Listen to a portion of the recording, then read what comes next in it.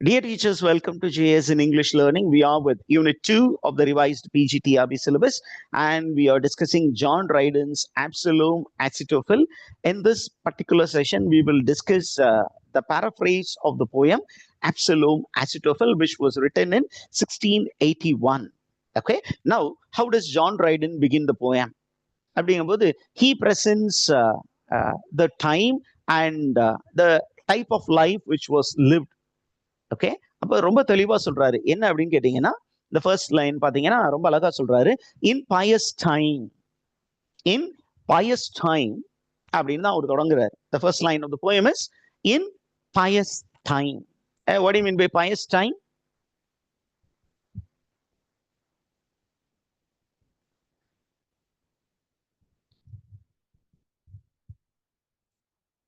I'll put it here.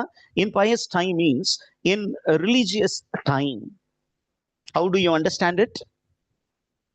When people were highly religious, okay, a priest craft did begin.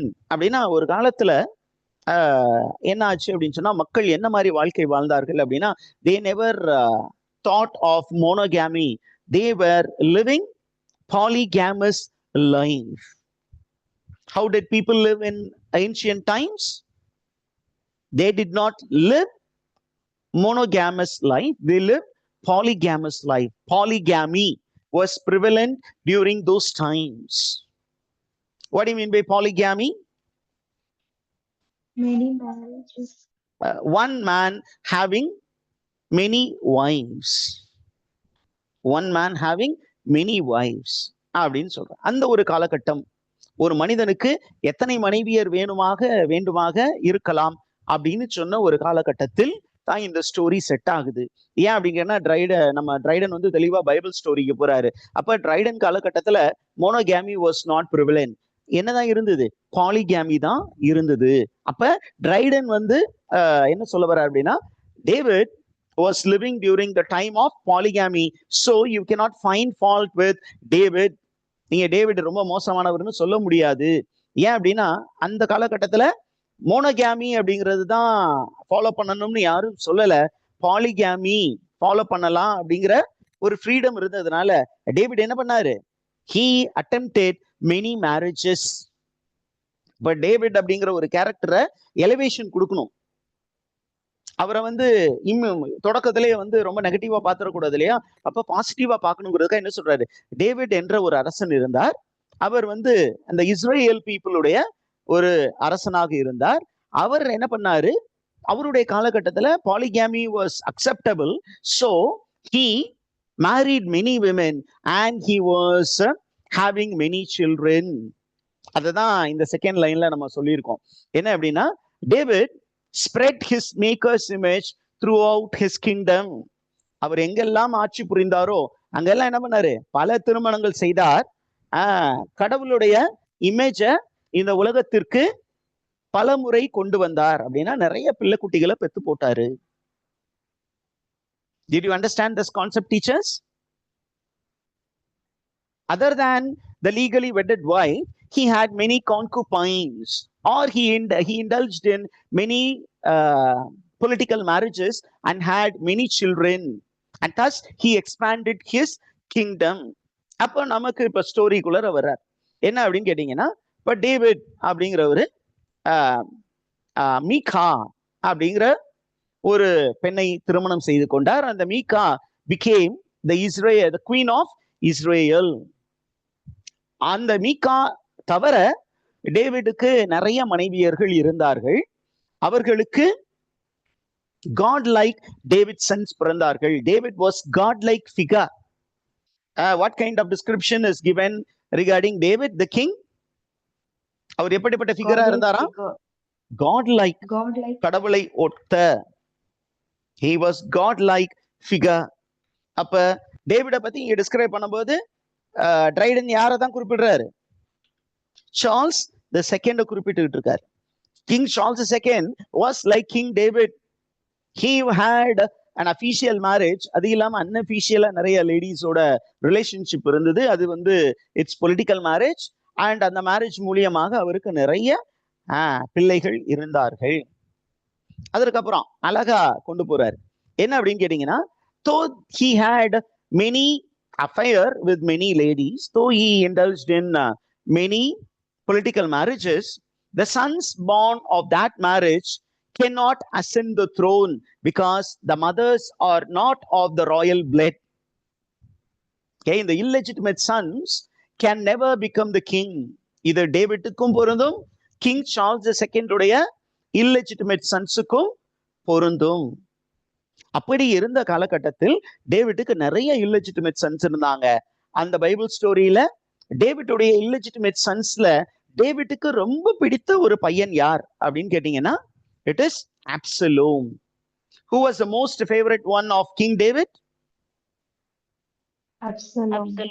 Absalom. அப்ப இது அப்படியே நம்ம வந்து English ஹிஸ்டரிக்கு அப்படியே ஃபிக்ஸ் பண்ணீங்கன்னா, சார்ல்ஸ் II அவருடைய இல்லெஜிட்டிமேட் சன் யாரு? James Scott. அப்ப ஜேம்ஸ் ஸ்காட்ட சார்ல்ஸ் II ரொம்ப பிடிக்கும். இருந்தாலும் ஜேம்ஸ் ஸ்காட்ட அவர் அரசனாக முயற்சிக்கவில்லை. ஏன் அப்படின்னா, he was born of illegitimate relationship. அந்த ஒரு பிரச்சனையும் இங்க சொல்ல போறாரு. அப்ப we find that King David is a fatherly figure who loved his illegitimate son Absalom. Absalom அவருக்கு ரொம்ப பிடிக்கும். எவ்வளவு தூரம் பிடிக்கும் அப்படின்னு கேட்டீங்கன்னா, எவ்வளவு தூரம் பிடிக்கும் அப்படின்னு கேட்டீங்கன்னா, he gave Absalom everything that he wanted, knowing well that Absalom cannot become the king after him. சரி, நமக்கு அப்புறம் இவன் அரசன் தான் ஆக முடியாது, ஆனா நமக்கு ரொம்ப பிடிச்ச செல்ல குட்டி இல்லையா, அதனால அவருக்கு தேவையான எல்லாத்தையுமே வாரி வழங்கிக்கிட்டு இருந்தாரு. டைட்டில் வேணுமா வச்சுக்கோ, இடம் வேணுமா வச்சுக்கோ, பொருள் வேணுமா வச்சுக்கோ அப்படின்னு நிறைய கொடுத்தாரு. இப்ப அப்சலோம் பத்தி நம்ம போயத்துல ட்ரைடன் ரொம்ப அழகா எலிவேட் பண்றாரு பாருங்க. Absalom was a loved one of David. Like David, he was also a very great war hero. He was a very great warrior. Who was a very great warrior? Absalom was a great warrior. யார் மாதிரி warrior? Was a very great warrior like the father. He was a chip of the old block. ஒரு idiom சொல்லுவாங்க இல்லையா, chip of the old block. அந்த அப்பாவுடைய பிரதிபிம்பமாகவே அவர் இருந்தார். And how was he? He is described as very courageous, handsome and very very graceful. And அந்த Israel நாட்டுல இருந்த எல்லா பெண்மணிகளும், பக்கத்து தேசத்தில் இருந்த பெண்மணிகள் எல்லாமே யாரு திருமணம் செய்து கொள்ள வேண்டும் என்று ஆசைப்பட்டார்கள்? அப்சலோமை திருமணம் செய்து கொள்ள வேண்டும் என்று ஆசைப்பட்டார்கள். ஆனா அப்சலோம் என்ன பண்ணாரு? He was not a amoral person. He was a morally upright fellow. அவர் என்ன பண்ணாரு? He chose a lady to be his wife. And the lady was Annabel. Who was the wife of Absalom? According to Dryden's Absalom Ahithophel அப்படின்னு கேட்பாங்க. It is Annabel.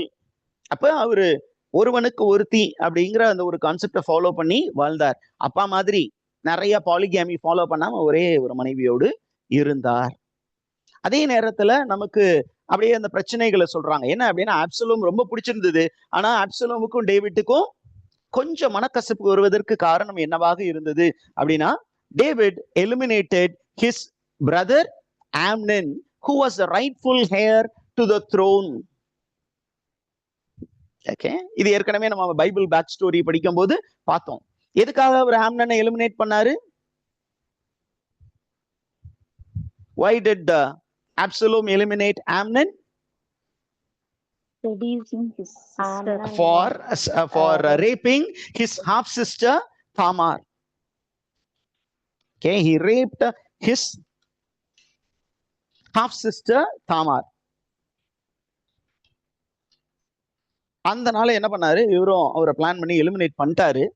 அப்படி eliminate பண்ணாலும் King David was slightly upset, but he did not completely reject Absalom.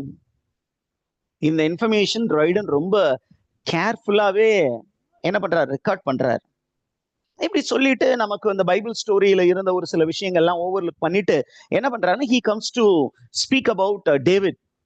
How David was ruling very quietly, but how there were a few people who turned against him. அப்படிங்கிற ஒரு விஷயத்த சொல்றாரு. அதே மாதிரி இந்த Israel people இருக்காங்க இல்லையா, Israel people were basically religious people and they were called as Jews. இந்த Jewish people என்ன மாதிரி type of people? Jewish people, what kind of people were they அப்படின்னா, they were people who constantly keep changing their minds. They were people with wavering minds அப்படின்னு சொல்றாரு. He calls them as Adam Wits of Israel. Okay, he calls him as Adam Wits of Israel, and he calls them to be willful and temperamental bunch who easily become corrupted. Jewish people எப்படி எல்லாம் சொல்றாரு பாருங்க, willful அப்படின்னு சொல்றாரு, temperamental bunch அப்படின்னா அவங்களுடைய temperaments keeps on changing. இப்ப David rule நல்லா பண்ணிக்கிட்டு இருக்கும் போது கூட இந்த ஜூஸ் என்ன பண்ணாங்க, 20 வருஷத்துக்கு ஒரு தடவை தங்களுடைய அரசனை மாற்றி கொண்டு இருந்தார்கள் அப்படின்னு அந்த பைபிள் ஹிஸ்டரியில இருந்து ஒரு சில இன்ஃபர்மேஷனை இங்க சொல்றாரு. Okay, how often did the Jews think of changing their king? 20. Once in 20 years. நம்ம once in 5 years or once in 10 years. ரெண்டாவது சான்ஸ் கொடுத்து பார்ப்போமே அப்படின்னு ஒரே பார்ட்டிக்கு 2 சான்ஸ். இதுக்கப்புறம் நல்லாவே ஆட்சி செஞ்சா கூட என்ன பண்ணுவோம், இல்ல மாத்தி போடுவோம், விட்டோம்னா இவங்க ரொம்ப அதிகமா ஆடுவாங்க, let's change it, for no reason we will choose the next party. அதே மாதிரி தான் அந்த காலத்துல ஜூயிஷ் பீப்புள் இருந்தாங்க அப்படின்னு யாரு சொல்றாங்க, ட்ரைடன் சொல்றாரு. இப்ப அதுக்கு ஒரு எக்ஸாம்பிள் சொல்றாரு. என்ன அப்படின்னா, Jewish people they were turning against David. How அப்படின்னா அதுக்கு ஒரு ஹிஸ்டரி சொல்றாரு. என்ன அப்படின்னு கேட்டீங்கன்னா, there was a very famous king in Israel. After that particular king, who is that king அப்படின்னா, Saul. Saul was the king of Israel. He was not chosen by God. He was chosen by the Jewish Sanhedrin. Jewish governing body ஒன்னு இருந்தது, அதுக்கு பேரு Sanhedrin. அந்த Sanhedrin வந்து என்ன பண்ணுது, they came together, they had a conclave. அந்த கான்க்ளேவ்ல தங்களுக்கென்று ஒரு அரசனை அவர்கள் தேர்வு செய்தார்கள். அந்த அரசன் பேர் என்ன, சால். அண்ட் அந்த சால் வந்து என்ன பண்ணா அப்படின்னா, once he became the king, he started becoming a tyrant. He made the people suffer. Because he made the people suffer, then people went to God Yahweh and prayed to God Yahweh. நாங்கள் உங்களை மதிக்காம நாங்களே ஒரு அரசனை தேர்ந்து கொண்டோம், இந்த அரசன் எங்களை பாட்டி வதைக்கிறான், அதனால எங்களுக்கு ஒரு மீட்பை தாருங்கள், எங்களுக்கு ஒரு நல்ல அரசனை தாருங்கள் அப்படின் போது கடவுள் என்ன பண்ணாரு, okay, showed the little boy David, and David was anointed by God's prophet. God's prophet வந்து சாமுவேல், அவரு வந்து டேவிட வந்து அனாயிண்ட் பண்ணி அவரை கிங் ஆக்குனாரு. அண்ட் தென் சால் was attacking David, and David was all the time in run, and then he mustard a very big army and fought against Saul. இது எல்லாமே அந்த Bible back story. Are you there with me, teachers? இந்த இன்ஃபர்மேஷன்ல உங்களுக்கு புரிந்ததா? இப்ப அந்த சால் வந்து, when Saul was eliminated, they did not make David the king. David was still in the outskirts, and again they went to choose somebody as a king. யார வந்து அவங்க கிங் ஆக்குனாங்க அப்படின்னா, they made Ishbosheth as the king. ஆனா அந்த இஷப்சாத் king ஆனதுக்கு அப்புறம் கூட they were not happy. They changed their mind and they brought David from exile. David was in exile in a place called Hebron. அவரை அங்க இருந்து கொண்டு வந்து இஷப்சாத்தை வந்து வெளியேற்றி விட்டு டேவிட கிங் ஆக்கினாங்க. இது எதுக்கு இவ்வளவு நரேட்டிவ் வந்து நமக்கு ட்ரைடன் சொல்றாரு அப்படின்னா, he is speaking about the mindset of the Israel people or the Jewish people. இந்த மைண்ட் செட் மாதிரிதான் யாருடைய மைண்ட் செட்டும் இருந்ததுதான், இங்கிலீஷ் பீப்புளுடைய மைண்ட் செட்டும் இருந்தது. ஓகே, அப்போ he is going to speak about the common sentiment among a few people. என்ன அப்படின்னா, some of the Jews, they considered David as a false king and they were planning to destroy him. அவரை வந்து ஒளிச்சு கட்டிட்டு வேற ஒரு அரசனை கொண்டு வர வேண்டும் என்று என்ன பண்ணாங்க, முயற்சி பண்ணாங்க. எப்ப அப்படின்னா, டேவிட் ஒரு நல்லாட்சி புரிந்து கொண்டு இருக்கும் பொழுதே இந்த மக்கள் இவ்வாறு யோசித்தார்கள். அப்ப யாரு சைட்ல ப்ராப்ளம் அப்படின்னா, டேவிட் சைட்ல ப்ராப்ளம் இல்ல, யார் சைட்ல மட்டும் தான் ப்ராப்ளம் இருந்தது? the few corrupted Jews, அவங்களுடைய மைண்ட்ல தான் ப்ராப்ளம் இருக்கு அப்படின்னு ட்ரைடன் ரொம்ப தெளிவா சொல்றாரு. ஓகே, நவ் இப்ப இந்த மக்கள் எல்லாருமே டேவிடுக்கு எதிராக ஒர்க் பண்றதுக்கு ஒரு குரூப் கிளம்ப போகுது இல்லையா? அப்ப அதை வந்து அப்படியே அந்த பைபிள் பேக்ல அப்படியே கொண்டு போய் கனெக்ட் பண்ணணும், அந்த ஸ்பிரிச்சுவல் பிளேன்ல கனெக்ட் பண்ணணுங்கிறதுக்காக என்ன சொல்றாரு? David was ruling his kingdom peacefully. God was ruling the kingdom very peacefully through David. At that point of time, devil was conspiring against God. ஏன்னா கடவுள் வந்து நல்லாட்சி கொடுத்து கொண்டு இருக்கும் போது யாருக்கு பொறுக்காது?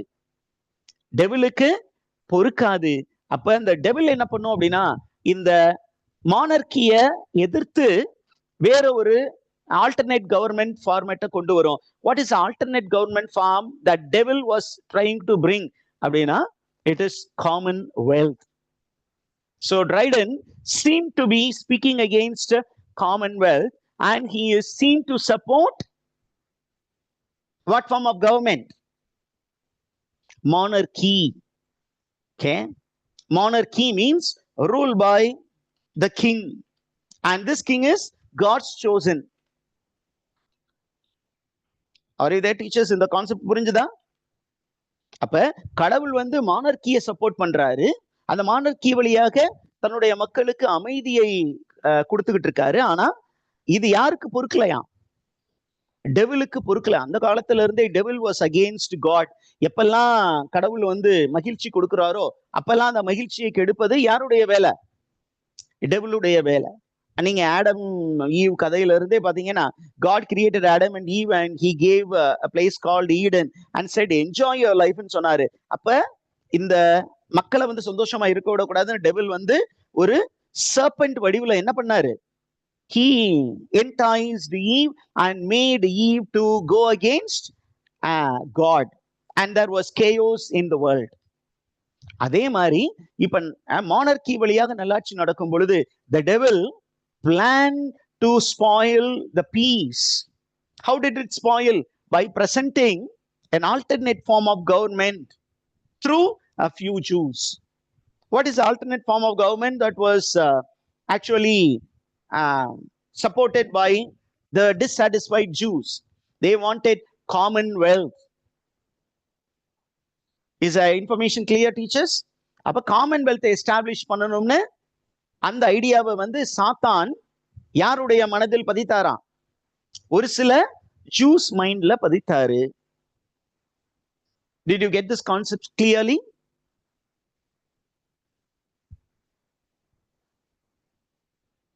Yes, sir. ஓகே, இப்ப நமக்கு ஒரு சில இன்ஃபர்மேஷன் இருக்கு. என்ன அப்படின்னா, இப்ப இந்த Israel people were not native of Israel. They were nomads. They were nomads. They were traveling from different parts of the world, and at last God made them settle in Israel. Israel நாட்டுல அவர்கள் உள்ளே புகுந்து அந்த நாட்டை ஆக்கிரமித்தார்கள். கடவுள் அந்த நாட்டை அவர்களுக்கு உரிமை சொத்தாக நான் கொடுப்பேன் அப்படின்னு ஓல்ட் டெஸ்டமெண்ட்ல சொன்ன இடம்தான் இஸ்ராயல். அப்ப அந்த இஸ்ராயல் நாட்டுக்கு உரிமையானவர்கள் யார் அப்படின்னு பாத்தீங்கன்னா, there were a group of people called Jebusites. அப்ப இந்த இஸ்ராயல் பீப்புள் வந்து இஸ்ராயல் நாட்டை தங்களுடைய நாடாக ஆன பின்பு என்ன பண்ணாங்க அப்படின்னா, they drove out the Jebusites. Who were the native of Israel? The native people of Israel were Jebusites. இந்த Jebusites என்ன பண்ணாங்க அப்படின்னா, they were aliens in their own land. ஒருவேளை இஸ்ராயல்ல இருந்தா கூட they became refugees in their own land, or they were exiled. நாடு கடத்தப்பட்டார்கள். They ran away. They were in diaspora, in dispersion. அப்ப அவங்க எல்லாம் என்ன பண்ணாங்கன்னா, எப்படியாவது திருப்பியும் இஸ்ராயலை கைப்பற்ற வேண்டும் அப்படின்னு ஒரு முடிவு எடுத்தாங்க.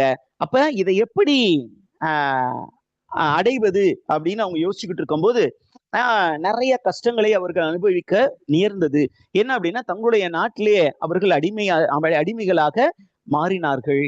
Jebusites became slaves in their own country. They became second-class citizens in Israel, and all the more their lands were seized.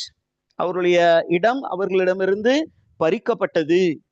அதற்கப்புறம் they were asked to pay high taxes and they were forbidden from practicing their own religion. தங்களுடைய மதத்தை அவர்கள் என்ன பண்ண முடியல, practice பண்ண முடியல. அவர்கள் இந்த ஜூயிஷ் காட் யாவேவை என்ன பண்ண வேண்டியதா இருந்தது, வர்ஷிப் பண்ண வேண்டிய காலகட்டம் இருந்தது. So the Jebusites, they plotted or they planned to plot against the Israelites. The Jebusites, they plotted against the Israel community, Israel race. அப்ப அவங்க என்ன பண்ணாங்க, இப்படிதான் நம்ம ட்ரைடன் ரொம்ப அழகா சொல்றாரு. என்ன சொல்றாரு பாருங்க, they started plotting the nation's curse, bad in itself but represented worse. Okay, it was a curse to the nation and it is going to be worse represented. Okay, என்ன பண்ணாங்க அப்படின்னா, the Jebusites, what did they do அப்படின்னு கேட்டீங்கன்னா, they started infiltrating into the political domain. பாலிடிக்ஸ்குள்ளார ரொம்ப நல்லவர்கள் மாதிரி தங்களையே என்ன பண்ணாங்க, ஜூயிஷ் ரிலிஜனுக்குள்ளார கன்வெர்ட் பண்ணிக்கிட்ட மாதிரி நம்ப வச்சு என்ன பண்ணாங்க, அப்படியே ப்ராமினன்ட் பொசிஷன்ஸ்ல வந்து உட்கார்ந்துட்டாங்க. ப்ராமினன்ட் பொசிஷன்ஸ்ல வந்து உட்கார்ந்துட்டு என்ன பண்ணாங்க, they started poisoning the minds of the Jewish radicals. And the Jewish radicals என்ன பண்ணாங்க, forgetting the fact these fellows were Jebusites, they thought these fellows are now converted into their own religion. அதனால என்ன பண்ணாங்க, அவங்க சொல்லது எல்லாத்தையும் அப்படியே என்ன பண்ணாங்க, they eschewed and swallowed it கம்ப்ளீட்டா. அவங்க சொன்னதை அப்படியே லபக்குன்னு உள்வாங்கி முழுங்கிட்டாங்க. முழுங்கி என்ன பண்ணாங்க, they became poisoned. Okay, they became poisoned. And அவங்க the Jebusites வந்து in a false guise of a Jew, they were spreading false informations about David. அந்த இன்ஃபர்மேஷன் யாருக்கு ரொம்ப ப்ளீசிங்கா இருந்ததா, fools in இங்கிலாந்துக்கு ரொம்ப ப்ளீசிங்கா இருந்தது. அதே நேரத்துல for the wise people it was very very confusing. அப்ப according to Dryden, who are the fools? சொல்லுங்க பார்க்கலாம், who are fools according to Dryden? The wigs are the fools. அந்த பைபிள் ஸ்டோரியில பாத்தீங்கன்னா Jews are the fools. நம்மளுடைய ட்ரைடனுடைய கான்டெக்ஸ்ட்ல who are fools? Wigs. Jews or the wigs were the fools. They were fooled by whom? They were fooled by the Jebusites.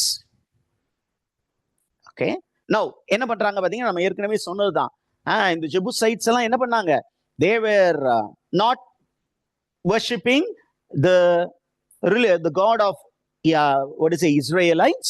They were worshipping the pagan gods like the gods of Egypt. And இந்த மக்கள் என்ன பண்ணாங்கன்னா, they wanted to take revenge on Israel race.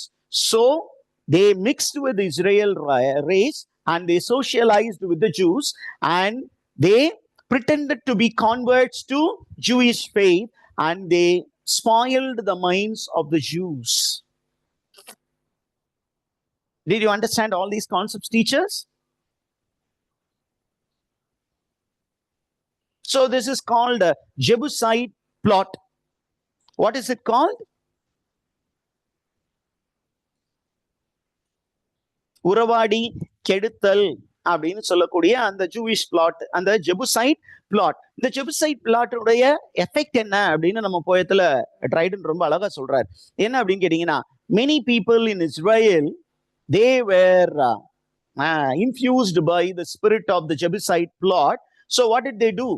Many people begin to oppose King David. Okay, particularly Dryden says very clearly that some of the ministers of David, some of the close associates of David who were power thirsty but who cannot turn against David, they started falling prey to the Jebusite plot. Okay, did you understand that, teachers? எப்படிப்பட்டவர்கள் அப்படின்னா, David king கிட்ட இருந்து people who benefited from his mercy and kindness, they join hands with the Jebusite plot and they were working against King David. இதுல ரொம்ப முக்கியமான ஒரு நபர் யாரு அப்படின்னா it is Ahithophel. Who was the major contributor to the plot against David? Ahithophel. அப்படியே நீங்க வந்து நம்ம இங்கிலீஷ் ஹிஸ்டரி பாத்தீங்கன்னா டேவிட் யாரு திருப்பியும் நம்ம சொல்லிடுவோம். Let's recall David. Ashley Cooper. Charles the second. Okay. அப்போ who is going to turn against David? His own counselor, Ahithophel. And Ahithophel அப்படிங்கும்போது நம்ம English ஹிஸ்டரியில who is Ahithophel? Anthony Ashley Cooper. What is the position held by Anthony Ashley Cooper?